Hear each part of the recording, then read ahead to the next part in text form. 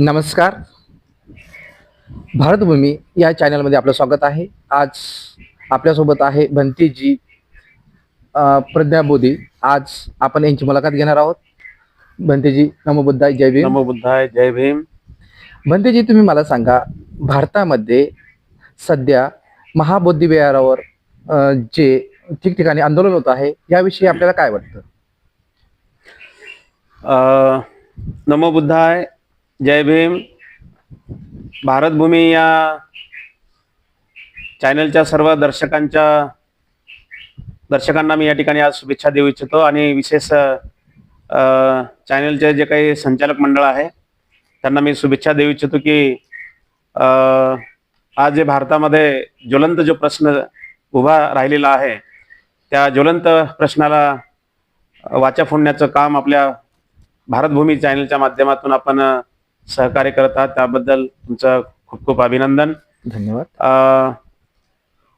महाबोधी महाविहार हे खरं तर बौद्धांचं श्रद्धास्थान आहे. कारण बुद्धगया येथे सिद्धार्थ गौतमाला सम्यक संबोधीचा साक्षात्कार झाला आणि हे बुद्धत्व प्राप्तीचं ठिकाण बौद्ध धर्माची एक फार मोठी अस्मितेचा प्रश्न आहे आणि ते गेल्या अनेक वर्षापासून हे बौद्धांचं श्रद्धास्थान असताना सुद्धा बौद्धांच्या ताब्यामध्ये नाही आहे. त्यावरती हिंदू पंडितांचा आजही त्यावरती ताबा आहे आणि म्हणून ते पूर्णतः बौद्धांच्या ताब्यात देण्यासाठी सध्या बुद्धगयेला मागील 12 फेब्रुवारी 2025 पासून त्या ठिकाणी आमरण उपोषण धरणे आंदोलन चालू आहे आणि त्या अनुषंगाने आज संपूर्ण महाराष्ट्रासह देशामध्ये आणि देशाच्या बाहेर सुद्धा हे फार मोठं एक आंदोलन उभं झालेलं आहे. हे आंदोलन, आपण ह्या आंदोलनाला कोणत्या नजरेतून बघता? आंदोलनाला बघण्याचा दृष्टिकोन म्हणजे की जसं की हे बौद्धांची अस्मिता आहे, बौद्धांचं श्रद्धास्थान आहे, परंतु तिथे बौद्धांचा आज ताबा नाही आहे. तिथे आजही मात्र पंडे पुजारी त्या ठिकाणी पूजा करतात. मला आपल्या चॅनलच्या माध्यमातून मला सांगावंसं वाटतं की आज हिंदूंचं मंदिर जर आपण बघितलं, कुठल्याही देशामध्ये हिंदूंचं मंदिर बघा, त्या ठिकाणी हिंदूंचा ताबा आहे. त्या ठिकाणी हिंदूंचे महंत पुजारी त्या ठिकाणी पूजा करतात, तिथे भजन कीर्तन करतात, हे त्यांचा तिथे अधिकार आहे. ख्रिश्चनांचा चर्च आहे.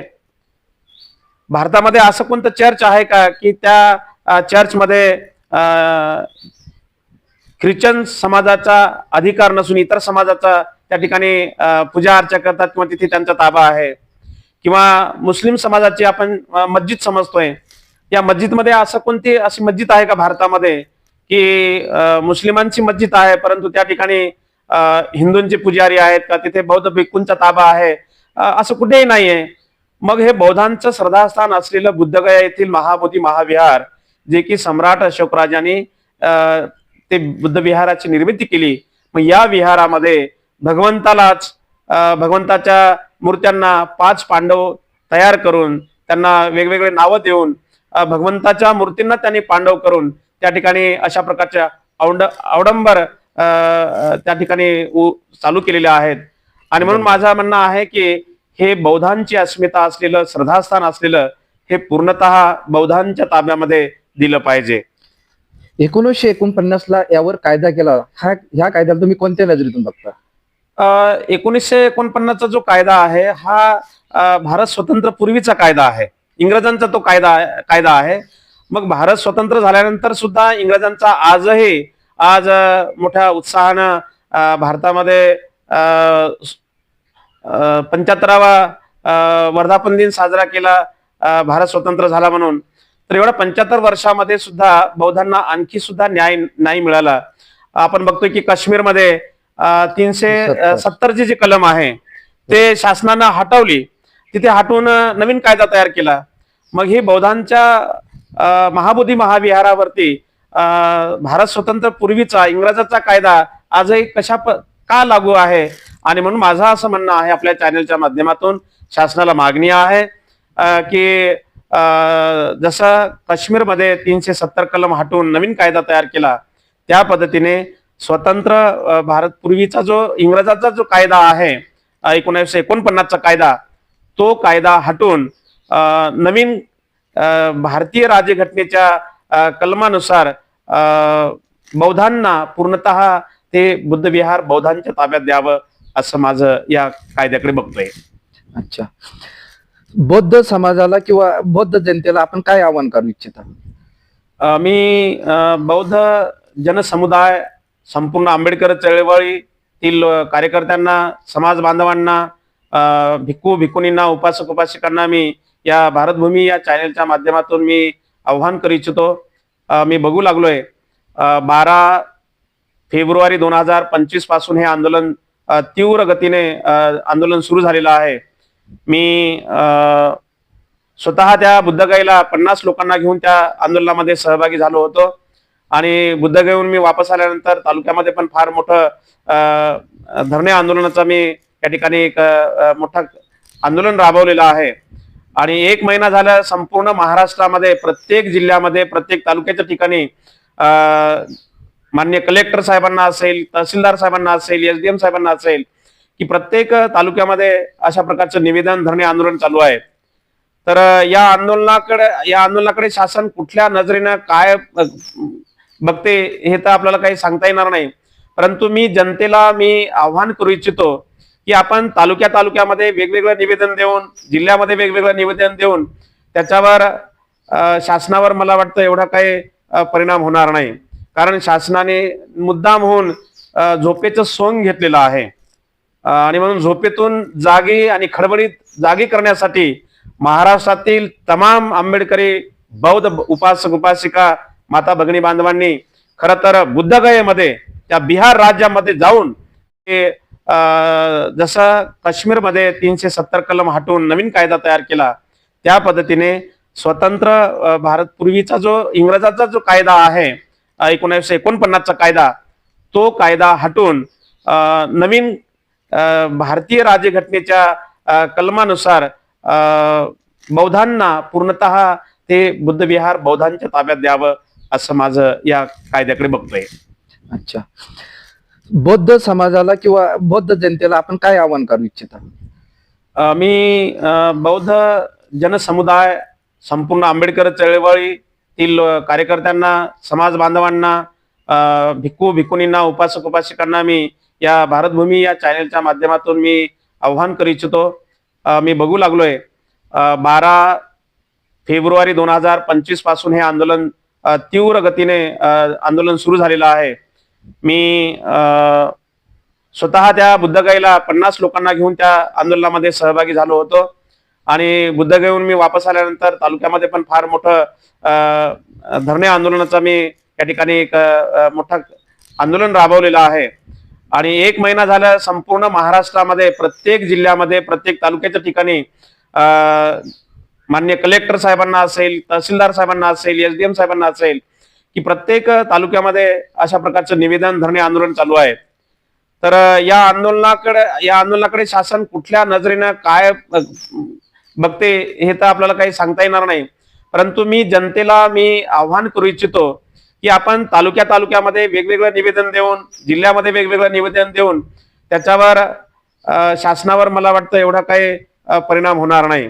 कारण शासनाने मुद्दाम होऊन झोपेचं सोंग घेतलेलं आहे आणि म्हणून झोपेतून जागी आणि खडबडीत जागी करण्यासाठी महाराष्ट्रातील तमाम आंबेडकरी बौद्ध उपासक उपासिका माता भगिनी बांधवांनी खरं तर बुद्धगयेमध्ये त्या बिहार राज्यामध्ये जाऊन त्या ठिकाणी आंदोलन केलं पाहिजे, जेणेकरून तिथल्या शासनाला खडबडून जाग आला पाहिजे आणि महाबोधी महाविहार हे बौद्धांच्या ताब्यात मिळवण्यासाठी आपला एक सिंहाचा वाटा राहिला पाहिजे. म्हणून आपण आपल्या तालुक्यामध्ये, आपल्या गावामध्ये, आपल्या नगरामध्ये आंदोलन न करता आपण सर्व समाजांनी बिहार राज्य सरकारला झोपेतून जाग करण्यासाठी आपण बुद्धगया या ठिकाणी आपण त्या ठिकाणी आंदोलनासाठी सहभागी झालं पाहिजे, जेणेकरून त्या ठिकाणचे रस्ते, चौक, मार्केट सर्व बंद झालं पाहिजे. तेव्हा कुठं शासनाला जाग येईल आणि तेव्हा कुठं 1949चा कायदा रद्द करून ते पूर्णतः महाबोधी महाविहार हे बौद्धांच्या ताब्यामध्ये देतील. त्यासाठी आपण अशा प्रकारचा संघर्ष उभा केला पाहिजे असं माझं म्हणणं आहे. तिथे जी कमिटी आहे त्या कमिटीवरती 4 बौद्ध, 4 हिंदू आणि कलेक्टर त्याचे अध्यक्ष आहे. ह्या कमिटीला आपण कोणत्या नजरेने बघता? 1949च्या कायद्यानुसार त्यांनी ती जी कमिटी बनवलेली आहे तर ते सुरुवातीला पूर्णचे पूर्ण हिंदू होते, परंतु मधल्या काळामध्ये भदंत सुरेश ससाई नागार्जुन जे जपानचे बनते होते त्यांनी अशाच प्रकारचं बुद्धगया मुक्ती आंदोलन उभं करून त्या आंदोलनाचा फलित म्हणलं तर त्यामध्ये त्या कमिटीमध्ये 4 बौद्ध घेतल्या गेले आणि 4 हिंदू आहेत आणि तिथला जो 9वा जो सदस्य आहे तो कलेक्टर हा अध्यक्ष असतोय. आणि म्हणून हिंदू 4 आणि कलेक्टर येणारा तो कंपल्सरी त्या ठिकाणचा हिंदू कलेक्टर असतो आणि तो अध्यक्ष असतो. म्हणजे त्या ठिकाणी कुठलाही निर्णय वगैरे घ्यायचा असेल, तिथल्या येणाऱ्या दानाचा विल्हेवाट लावायची असेल तर ते बहुमताप्रमाणे ते हिंदूंच्या ताब्यामध्ये आहे. आणि म्हणून मला असं वाटतं की तिथले जे हिंदू पंडित पुजारी जे सदस्य आहेत किंवा कलेक्टर जो अध्यक्ष असतोय ही कमिटी पूर्ण बरखास्त झाली पाहिजे आणि पूर्णतः ती कमिटी बौद्ध धर्मीय लोकांचीच, बौद्ध भिक्खूंची ती कमिटी तयार झाली पाहिजे. असं भारतामध्ये असं मला दाखवा एखादं उदाहरण. मी सर्व जनतेला आणि शासनाला आव्हान करू इच्छितो या भारतभूमी या चॅनलच्या माध्यमातून, असं भारतामध्ये असे कोणतं मंदिर आहे, कोणती मस्जिद आहे किंवा कुठलं चर्च आहे की त्या ठिकाणी वेगवेगळ्या जाती धर्माचे सदस्य आहेत. मी या चॅनलच्या माध्यमातून मी सांगू इच्छितो की अयोध्या येथील राम मंदिर जे आहे, या राम मंदिरामध्ये जी कमिटी बनलेली आहे या कमिटीमध्ये हिंदूंच्या व्यतिरिक्त किती सदस्य आहेत त्या ठिकाणी? एकही सदस्य नाही, सर्व हिंदू आहेत. मग राम मंदिराच्या कमिटीवर जर सर्व हिंदू राहू शकतात तर बौद्ध विहाराच्या कमिटीवर हिंदू कसे राहू शकतात हा माझा एक प्रश्न आहे. आणि म्हणून या चॅनलच्या माध्यमातून मी आपल्याला सांगू इच्छितो की त्या ठिकाणी ज्या कमिटीमध्ये जे हिंदू लोक आहेत, पंडित पुजारी आहेत, त्यांना हटवून ती कमिटी पूर्णतः बौद्धांची, बौद्ध भिक्खूंची कमिटी झाली पाहिजे अशी आपल्या चॅनलच्या माध्यमातून मी शासनाला, बिहार सरकारला आणि केंद्र सरकारला माझी विनंती वजा मागणी आहे. अशा प्रकारचा आपण ती कमिटी हटवली पाहिजे. यानंतरचा आपला पुढचा निर्णय काय राहील? यानंतरचा निर्णय हाच आहे की आम्ही महाराष्ट्रातील सर्व